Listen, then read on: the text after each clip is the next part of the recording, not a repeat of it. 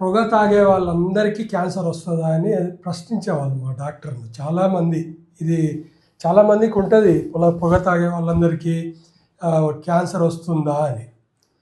పొగ తాగే వాళ్ళందరికీ క్యాన్సర్ రాదు, కానీ టీత్ అంటే నోటిలోకి నాలుకకు, గొంతుకు, పళ్ళకు, ఊపిరితిత్తులకు సంబంధించినటువంటి క్యాన్సర్ వచ్చిన వాళ్ళందరూ కూడా స్మోకింగ్ చేసిన వాళ్ళు కానీ, తంబాకు నమిలిన వాళ్ళు కానీ, పొగాకు నమిలిన వాళ్ళు కానీ అయి ఉన్నారు. మీకు చిన్న తేడా అర్థమై ఉంటుంది అనుకుంటా. పొగ త్రాగిన వాళ్ళందరికీ క్యాన్సర్ రాదు, కానీ క్యాన్సర్ వచ్చిన వాళ్ళు మాత్రం ఖచ్చితంగా పొగ త్రాగిన వాళ్ళు కానీ, పొగాకు తిన్నోళ్ళు కానీ అయి ఉన్నారు. ఇది తేడా. ఇది ఎందుకు చెప్తున్నానంటే మీకు చాలామందికి ఇది అనుమానం వస్తుంది. చాలామంది తాగుతున్నారు కదా, అందరికీ రావడం లేదు కదా క్యాన్సరు, మరి మాకు పొగ తాగితే మాకెందుకు వస్తుంది అనేటువంటి ప్రశ్న ప్రతి ఒక్కరి మైండ్లో తొలుస్తుంటుంది. ఇది నిజమే, పొగ తాగే వాళ్ళందరికీ, తంబాకు తినే వాళ్ళందరికీ కూడా క్యాన్సర్ రాదు. కానీ క్యాన్సర్ వచ్చిన వాళ్ళు ఎవరు? గొంతు క్యాన్సరు, ఊపిరితిత్తుల క్యాన్సరు, నాలుక క్యాన్సరు, పళ్ళకు వచ్చినటువంటి దంత చిగుర్లకు వచ్చినటువంటి క్యాన్సరు, వీటన్నిటికీ మాత్రము వచ్చిన వాళ్ళందరికీ మాత్రము ఒక అలవాటు, ఏదో ఒక అలవాటు ఉండింది. అంటే స్మోకింగ్ చేయడం కానీ, తంబాకు తినడం కానీ అనేటువంటి అలవాటు ఉంది. సో ఇప్పుడు ఇక్కడ అందరికీ రాదు, కానీ వచ్చిన వాళ్ళకి ఇది ఉంది అంటే అది ఎంతో కొంత ఎఫెక్టివ్, దానివల్ల కొంత ప్రభావం చూపిస్తుంది అనే కదా దాని అర్థం.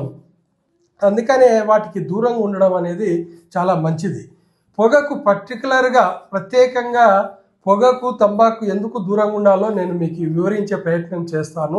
వీలైతే చూడండి, మీకు చాలా ఉపయోగకరంగా ఉంటుంది వీడియో. మన శరీరంలో రక్తంలో ఎర్ర రక్త కణాలు, తెల్ల రక్త కణాలు, ప్లేట్లెట్స్ అని 3 రకాల కణాలు ఉంటాయి. ముఖ్యంగా ఇవి ప్రతి ఒక్క వ్యక్తి రక్తంలో ఉండేటువంటి కణాలు.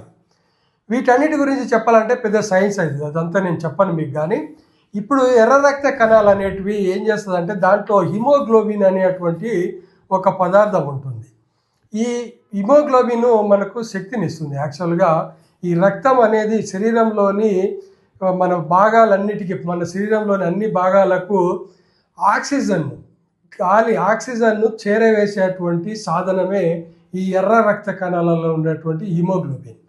సో ఇవన్నీ ఏం చేస్తాయి ఇది అంటే, మనం ఇప్పుడైతే గాలి పీల్చుకుంటామో ఆ గాలి ద్వారా వచ్చేటువంటి ఆక్సిజన్ను ఈ ఎర్ర రక్త కణాలు క్యారీ చేసి ఆ ఆక్సిజన్ను మన శరీరంలోని అన్ని భాగాలకు కూడా సప్లై చేస్తాయి.